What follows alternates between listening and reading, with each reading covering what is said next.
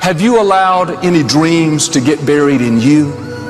At one time, you believed you could do something great.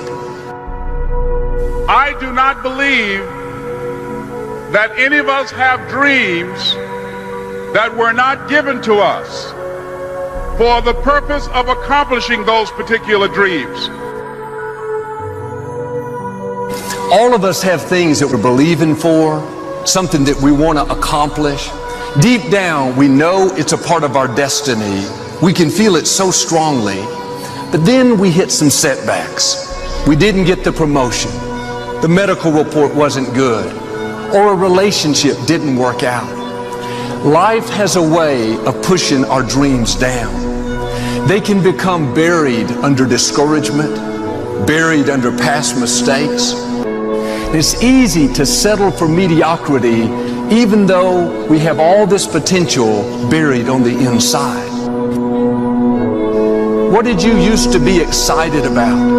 Now you think it's been too long, it's too big, it's not possible. You don't think you could write the book, finish school, see a marriage restored, start the business, get your passion back. You have not missed your opportunity. You have not had too many bad breaks. You're not lacking. You didn't get shortchanged. When God breathed life into you, He put in you everything you need to fulfill your destiny. Get your shovel and start digging that dream out. Some of you have done this so long, you need a backhoe. You need some heavy equipment. That dream is way deep, but you can dig it out. You can bring it back to life. It starts in our thinking, in what you're believing, in what you're saying. No more, it's never going to happen. I'll never break this addiction. I'll never live in a nice house. I'll never finish college. See, sometimes we can't say, I can do that. But what we can say, that it's possible that I can have my dream as we run toward it, as we work on it day in and day out, that in the process of working on your dreams, you are going to incur a lot of disappointment, a lot of failure, a lot of pain, a lot of setbacks, a lot of defeats. But in the process of doing that, you will discover some things about yourself that you don't know right now. What you will realize is that you have greatness within you. What you'll realize is that you're more powerful than you can ever begin to imagine. What you will realize is that you are greater than your circumstances, that you don't have to go through life being a victim. It's possible for you to live your dream. It's necessary that you associate with winners, that you work your system, that you are relentless, that you never give up. It's you. You've got to take personal responsibility. You've got to make it your personal business to make it happen. And you've got to resolve within yourself that I can do this, that it's hard, but you've got to say, I'm the one. When you have a dream, you're going to have some detractors. People will get jealous, try to make you look bad, try to talk you out of it. Say things like, you really think you can get that promotion? You don't have the experience, the talent. I don't think so. Let that go in one ear and out the other. People don't determine your destiny. I say this respectfully, but sometimes your relatives won't celebrate you. Sometimes the people closest to you will be the least supportive. Don't get distracted fighting battles that don't matter. Trying to prove to them who you are, trying to convince them how they should be for you. You don't need their approval. What stirs them up is the fact that you're moving forward, pursuing your destiny. They would love to convince you to keep your dream buried so you don't rise higher and make them look bad. They don't realize God has put dreams in them. If they would stir it up, they could fulfill their purpose. Successful people, people that have a dream, don't waste their valuable time looking at what everybody else is doing. They're too busy focused on what God has put in their own heart. Bottom line, the enemy targets people who have a dream. He'll use opposition, discouragement, delays, jealousy, everything he can to try to convince you to bury that dream. If you're going to reach your highest potential, you have to make up your mind that you are in it for the long haul. You're not going to let people talk you out of it. Circumstances discourage you. Delays cause you to give up. Critical people cause you to get distracted. You're going to stay focused on your goal.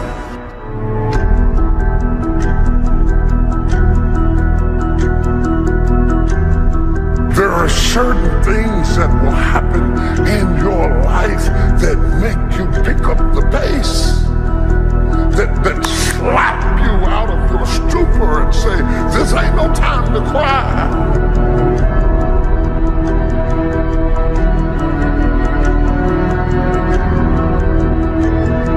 Because success is never an accident, and if you don't want it, get out of my way. Because there are some people who want to do something with their life who will run. I would rather aim for the stars and not hit them than to not aim at all. I would rather go after it and not get it than not go after it at all. I'd rather try and fail than not try at all. I don't want to live with the idea, wonder what would have happened had I done more with my life. I'm gonna go for it, come hell or high water. I'm going after my destiny. Because there are some things in your life that will make you run. If you run after your destiny, you will automatically distance yourself from your history. The one thing I can tell you for sure is that nothing is for sure. Run. Run. You gotta run. You gotta run after your destiny. You gotta run after it. You gotta run after your destiny. You gotta run after your destiny. You gotta run after your destiny. You gotta run after your destiny. You gotta run after it. You gotta run. I'm getting ready to run. Give me some space, cause I'm getting ready to run. Get up out of my face, cause I'm getting ready to run. Don't have time for what you're talking about, cause I'm getting ready to run. I'm gonna run! I didn't get it till I got to this age, but I'm gonna start running. I messed up junior high, but now I'm gonna start running. I messed up high school, but now I'm gonna start running. The moment you get the word, you ought to run.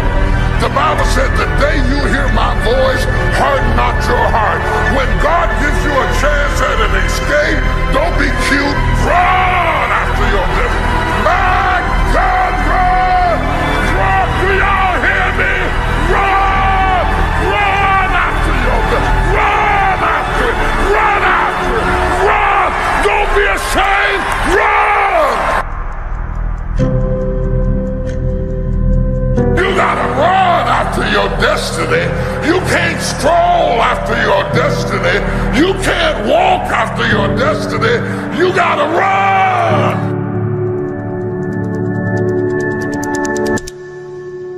How you give your life, to give the best that you have, to give love, to give encouragement, to give help, to give support.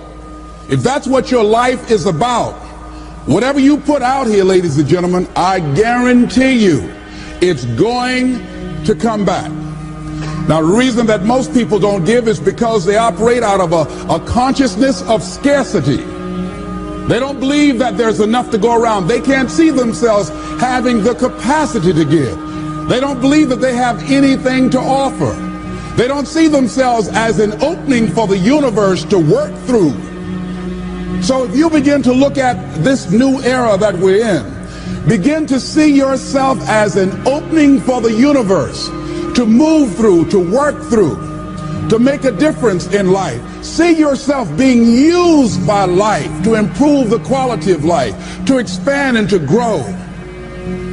Most people have a very limited view of themselves and a very limited view of the universe, do not see their relationship to the universe, and cannot see how energy and things can flow through them. I love Gibran and the prophet. Then said a rich man, speak to us of giving, and he answered, you give but little when you give of your possessions, but it's when you give of yourself that you truly give. Gibran goes on to say, there are those who give little of the much which they have, and they give it for recognition, and their hidden desire makes their gifts unwholesome. And we know people who give only to be recognized. I love that old saying, judge a man not by what he does, but by that he doesn't have to do. And to judge the true quality of a man is what he'll do when nobody's looking. Gibran goes on to say something else important. He says, and there are those who have little and give it all. These are the believers in life and the bounty of life.